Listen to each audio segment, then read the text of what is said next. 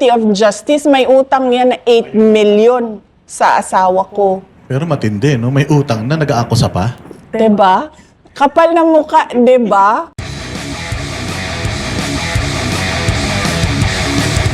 Oo. And speaking of that, VP, posible na ma-impeach kayo ulit sa Kongreso. Kaya nyo bang sabihin sa mga Pilipino ngayon na malinis kayong nagtrabaho bilang DepEd Secretary at bilang Vice President ng Pilipinas? Walang makakapag-question sa trabaho ko at sa mga accomplishments ng lahat ng mga nadaanan ko na opisina. Napakarami ng accomplishments namin sa Davao City noong ako ay mayor noong 2016 hanggang noong 2022. In fact, kahit noong 2010 to 2013. Makikita yon sa mga awards na nakuha. More than 200 awards and recognition ang nakuha ng Davao City sa mga projects and programs na ginawa namin doon sa Davao City. Bumaba ako bilang mayor na number 8 richest kami, number 4 most competitive kami, insurgency-free kami, debt-free kami, walang utang na iniwan. So, walang makakapagsabi at walang makakakasyon sa kapasidad ko na magtrabaho ng maayos. Kahit sa Department of Education, meron kaming matatag agenda. Mabilis namin na nagawa yung pag-roll out ng curriculum. Napabalik namin ang mga bata. Isang araw lang from modular, no classes, balik kayo lahat sa paaralan. Meron kaming basic education report taon-taon. Sinasabi namin sa mga taong bayan kung ano yung nagawa na, ano yung hindi pa nagawa, at bakit hindi pa nagawa. Sa Office of the Vice President, makikita ninyo, konti na lang yung projects namin, 10 na lang yung projects namin doon dahil tinanggal nga yung budget namin. Pero nakikita nyo yung accomplishments namin. Nakikita nyo yung unmodified opinion ng Commission on Audit. Every year, naglalabas kami ng accomplishment report. Every year, naglalabas kami ng pasidungog. Sinasabi namin doon ano bang nagawa ng Office of the Vice President. Isa sa mga Wishing there was something left to lose. Proud and honored ako na kasi lagi ako sa trabaho, sinasali ko talaga yung mga kasama ko eh. Kasi ako lang naman yung nag-iisip at nagsasabi, ito ang gawin. Lahat nung kailangan gawin sa baba, kasama ko sa opisina yung gumagawa nun. Proud ako sa accomplishment nila na nagawa nila yung Disaster Operations Center. Wala yun sa kahit anong dating opisina ng Office of the Vice President. Proud ako na instead of 6 years, ang aming tree planting activity ay natapos ang 1 million trees sa 3 taon. So, ibig sabihin, mas makakatanim pa kami ng mas marami pa.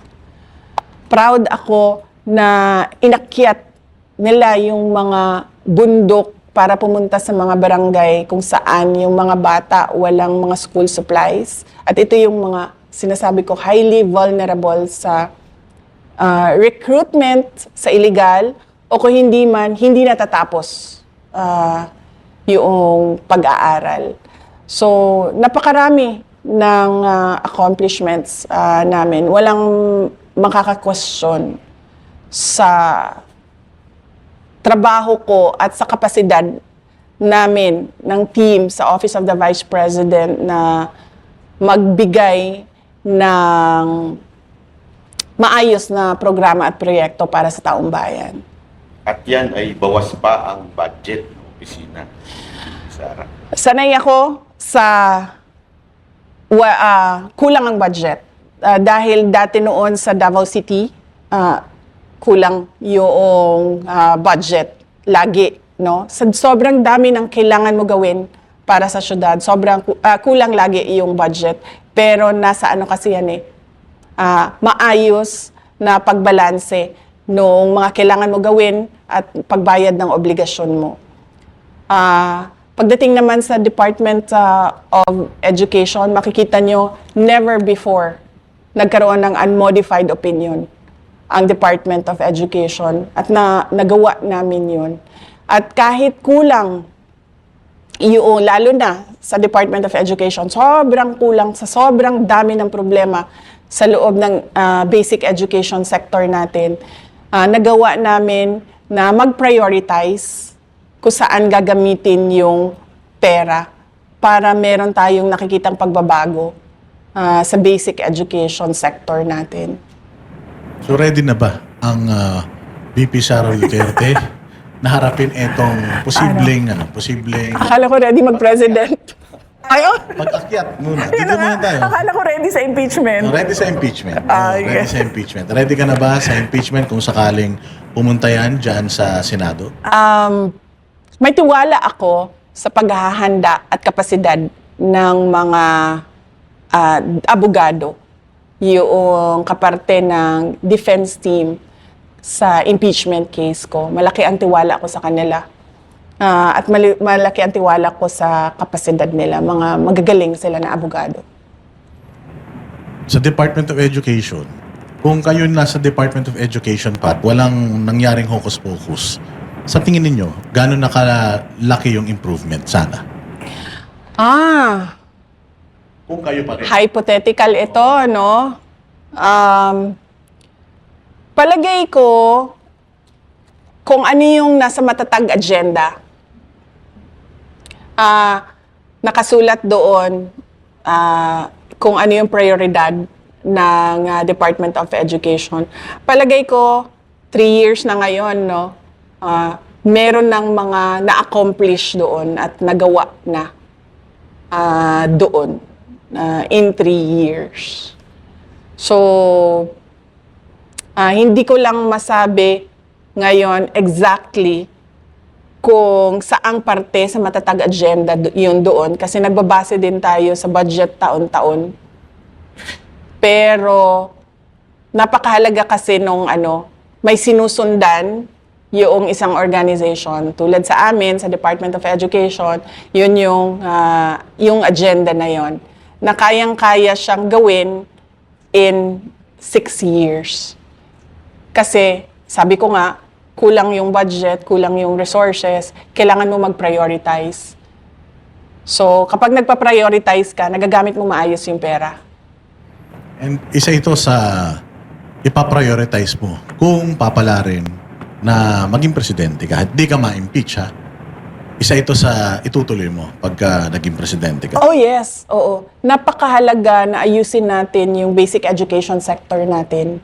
Kasi ito yung foundation ng mga future professionals, future government employees, future banatbay, future boss dada. Ito yung foundation. Yung kindergarten to grade 12. Ito yung nagmo-mold ng future citizens ng Pilipinas. So, dapat talagang ayusin siya. At dapat mabilis yung pagbabago sa loob ng Department of Education. Kasi napapag-iwanan tayo ng mga kapitbahay na mga bansa. Alam niyo, noong nasa Department of Education ako, sinasabi ko na lagi alam niyo, we should learn from the COVID-19 pandemic. Nakikita natin na yung classroom, hindi lang siya ang lugar kung saan pwede matuto ang isang tao. Maraming paraan na pwede mag-aral at matuto ang isang tao. So, hindi natin kailangan ipasok ang mga bata sa classroom araw-araw. This is the most relaxing game in 2025. Kasi hanggang ngayon, yung mindset ng mga tao, ng gobyerno, nandun pa rin sa paggawa ng classroom. Wala sila doon sa mindset na paano ba itong bata na ito matuto. Kasi yung mindset natin, nandoon pa tayo sa mindset ng 1940s. Kailangan pumasok ng bata sa classroom, umupo doon at makinig sa teacher. Hindi na kasi ganun ngayon eh. Sa dami-dami ng technological advances, sa dami ng innovation na pwede mong i-apply sa basic education, hindi ka na nakakahon doon sa kailangan ko mag-construct ng classroom. Diba? Kasi anuhin ba natin yung classroom kung yung bata na nakaupo doon ay hindi natututo? At yung teacher na nagtuturo doon ay hindi marunong magturo. At yung teacher na marunong magturo, walang kwenta yung kanyang curriculum, yung tinuturo niya sa bata. Diba? Tapos nandun tayo sa semento na at bakal ng classroom na ito. Ang mahalaga sa edukasyon ay yung natututo yung bata. Hindi yung kung saan siya nakaupo araw-araw.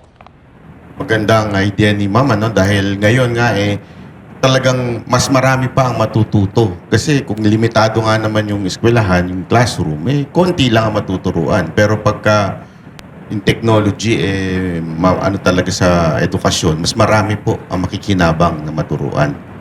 Oo, kasi napapansin ko din, no? Parang, ano ba? Parang sa opisina ba? Ganito din kasi sa classroom eh. Uupo ka dyan ng siguro sabihin natin 7 hours.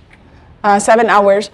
Hindi na natin titingnan or bibilangin kung ano ba yung, ilang hours ba yung meron kang natutunan dyan at ilang hours yung wala kang natutunan. Ganyan din sa trabaho, di ba? Papasok ka ng 8 hours. Hindi naman tinitingnan eh kung ano ang na-accomplish mo dun sa 8 hours mo. Merong iba dyan, tapos na yung trabaho nila in 2 hours eh. Merong iba dyan, pumasok ng 8 hours, walang nagawang trabaho. So, wag tayo doon sa bakal at semento. Doon tayo sa paraan kung paano matuto yung bata. At makakatipid ba ang mga magulang dahil wala nang pamasahe, kung sakasakali. Posibleng pwedeng ganon. Ganon yung pinupush ko noong ako ay department secretary, yung digital education. Dahil yun naman yung trend ng generation na ito. At yun din yung trend worldwide. So in terms of accountability, kapag ikaw ay naging presidente, sinabi mo naman dun sa huling sa huling interview natin, di ba, na yung VP yung hahabol dito. Ito na naman tayo sa Vice President. Oo, grabe yun ha. Hanggang ngayon, tinatanong pa rin ng taong bayan, sino ba yan? Nagkakagulo na sila eh. Pero in terms of accountability, anong klaseng gobyerno magkakaroon si Sara Duterte? Paano niya lalabanan yung corruption? Oo, hindi natin talaga palalampasin yung corruption. Meron talagang isang tao, tawagin na nating czar kasi mahilig tayo sa mga czar, isang corruption czar na ang gagawin niya ay tututukan niya lang yung corruption kahapon, ngayon, at posibleng bukas. So, hindi pwedeng ang presidente yon. Dahil sa sobrang daming trabaho ng presidente, hindi siya dapat na-distract doon sa poverty alleviation, food security, national development, infrastructure development. Hindi siya dapat na-distract sa ganun. So, dapat meron talaga isang tao na ang trabaho niya ay habulin yung katiwalian kahapon, ngayon at bukas. Itong mga nangyayaring ito, yung impeachment and all, umiikot ka naman. Sa tingin mo ba nabawasan yung tiwala ng taong bayan sa'yo? Oo naman. Ikaw naman, araw-araw sisirain yung pangalan mo, Boss Dada. Hindi ba makaka-apekto yan? Siyempre, oo. Meron din. Oo. Parang wala kasi talong tumaas yung tax rating Hindi mo, di ba? Mas lalo ko kayong tumaas ang trust rating kesa dun sa naninira sa inyo, lalong bumagsak. At saka nakikita yung mga, yung mga live videos kapag ka nagpupunta kayo sa mga probinsya. Kasi sabi ko nga, doon sa survey, di ba? Sabi ko naman, hindi kasi ako naniniwala dyan kasi hindi natin alam kung sino yung nagpa-survey, di ba? Malay ko ba kung nagpa-survey yung kalaban, sasabihin niya, ilagay mo number 1 si Sarah dyan para akala niya number 1 siya. O, di ba? Nasabi pa sa impeachment, di ba yung unexplained, unexplained wealth daw ni VP? Nakita mo yon yung parang kung kukumputin mo, yung itinaas nung value ng assets mo, parang sumusweldo ka ng 100,000 per month. Parang ganun eh. But anyways, alam ko na meron naman kayong depensa doon sa SALN. Oo. Isa pa yan, no? Merong members ng House of Representatives na nagsabi ng unexplained wealth. Na tinatanong ko lagi, ituro mo sa akin, saan dyan ang unexplained? Kasi pag sinabi mong unexplained, hindi mapaliwanag, di ba? Papaliwanag kung paano yan pumasok dyan sa SALN mo. Wala man sinasabi lang nila, may unexplained wealth siya. At saka yung SALN, kasama yung asawa eh. Di ba kasama po yung asawa doon sa SALN? So, nagtatrabaho pa naman yung asawa ni VP. Oo naman. Oo, nagtatrabaho yung asawa ko. Yun ngang isang member ng Committee of Justice, may utang yan na 8 million sa asawa ko. Kaya nga hindi pa nadagdag yun. So kulang yun, yung pinakita nila. Kasi, Kasi hindi mo man pwede ilagay pa yon kasi hindi pa siya kita, kasi utang pa lang siya sa iyo. So, pero matindi, no? May utang na, nag-aakusa pa. 'di ba?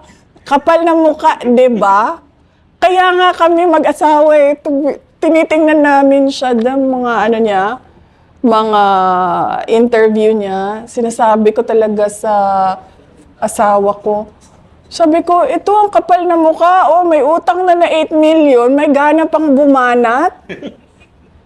Actually, gusto ko nga siya ipaano ano ba ang tawag dyan? Sa korte yun eh. Yes. No, not estafa. Patanggal siya dyan. Kasi, hindi. Nakalimutan ko yung term. I'm so sorry. Nakalimutan ko yung term. Patanggal siya dyan kasi meron siyang conflict of interest. Diba? Oo nga. 8 million is 8 million nowadays and di ka magbabayad sa amin. Tapos sasabihin mo pa unexplained wealth. Saan nga ba doon? Sige nga, sabihin mo sa akin, saan doon sa SALN ko tinuro nila unexplained? Wala talaga. Diba? Basta inano lang nila na from 18 million naging 88 million in 16 years. 16 years 16 yun, ha? years yun. Oo. So anong iniisip nila? Nakatunganga ako in 16 years na parang sorry sa term nagbilangkad lang ko, naglingkod na may pay o ging-ana, hindi ako kumikita, hindi naghanap buhay, hindi nagtrabaho.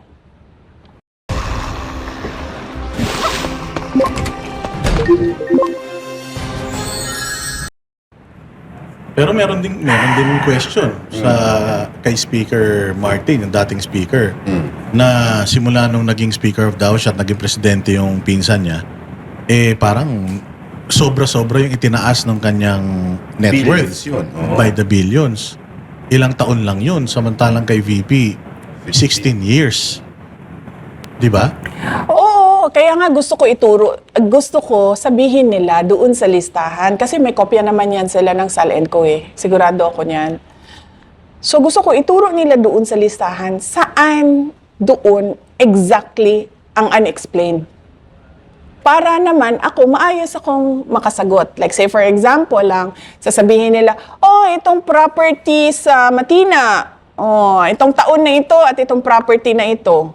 Para akong masabi, saan galing yung pera na pinambili dyan? At para akong mapakita sa iyo yung mga dokumento. Hindi yung pwedeng tira-bahala na, unexplained wealth. unexplained wealth. Hindi pwedeng ganun. Kung ganun ang sasabihin mo, paninira lang yan. Siguro next na episode, mapag-usapan na rin natin, no? Yung ICC, di ba? Tsaka yung iba pang mga, pero syempre, kailangan unti-unti. Nag-focus lang muna tayo dito sa timeline patungkol sa confidential funds. Nag-focus lang tayo doon sa yung ilang taon na ginugol nila para sirain yung inyong reputation. Yes, tsaka yung double standard na pagdating sa corruption, allegations sa administration, tahimik sila. Diba? Hindi nila ina-actionan. Tapos itong isa, or si Inday Sara, nahabol-habol nila lagi. Always. And forever. Bakit nga pala ibalik ang tapang at malasakit? Kasi tama ka, nabanggit mo na yan kanina, no? Nawala kasi yung tapang at malasakit. Tumakbo kami on the platform of unity and continuity. So, ibig sabihin nun, continuity, tapang at malasakit yun. Kasi galing tayo kay dating Pangulong Duterte, 2016 to 2022. Ang tema nung mga taon na yon sa buhay ng bansa natin ay tapang at malasakit. Nawala yun. Kasi, sinabi ko na nga, si BBM walang sinseridad sa kapakanan ng mamamayan at ng bayan. At ano ang ine-expect ng mga tagapanood ngayon sa susunod na episode natin? Pwede tayong magmadriaga kung interested kayo kay Madriaga. Pwede ding Yung maleta. Maleta, kung interested kayo sa Maleta. I'm sure makakakuha tayo ng feedback sa mga kababayan natin. Sakit? Papasalamat ako sa iyo, Boss Dada. Ang totoo mo bang pangalan ay Lord Byron? Opo. Talaga? Oh, he's a poet, no? Poet. Yes, oo. Pwede bang Lord Byron na lang tawag sa'yo? Opo. Diba? Yung Bisaya po nagpangalan sa akin ng Banat ba? Hindi po ako Bisaya pero pinangalanan lang ako. O, kasi banat eh. Tsaka yun ang mga nakalagay sa supina ko, di ba? Lord Byron. Kaya okay lang po. Oo. Kasi alam ko na Byron eh. Pero gusto ko lang i-check kung Lord Byron ba. Opo. Oo. Para tayong ano yan siya, di ba English poet si Byron, di ba? No? So kailangan natin ng mga English tea sets dito habang kausap natin si Banat Bay. Maganda sa dahiyan. Last message sa last mga kababayan message. natin, lalo na yung mga nasa ibayong dagat ngayon. Opo. Mga kababayan, pasensya na po, kailangan namin pag-usapan ng politika dahil hindi tumitigil ang administrasyon sa pang-aatake sa politika din. Pero hindi kayo nawawala sa isipan namin na ang mga pinagdadaanan nyo, lalo na yung mga naipit sa gyera, yung mga gutom, yung mga nag-iisip kung paano yung enrollment ng anak nila sa susunod na school year, yung mga walang trabaho at walang oportunidad para sa negosyo at lahat ng mga iba pang problema ng mamamayan. Lagi ang Office of the Vice President handa na tumulong sa maliit na paraan namin at sa maliit na opisina namin. Handa kami na tumulong, ipaalam niyo lang sa amin paano kami makatulong sa inyo. Ang lahat ng ginagawa natin ay para sa Diyos, sa bayan at sa bawat pamilyang Pilipino. Syukran.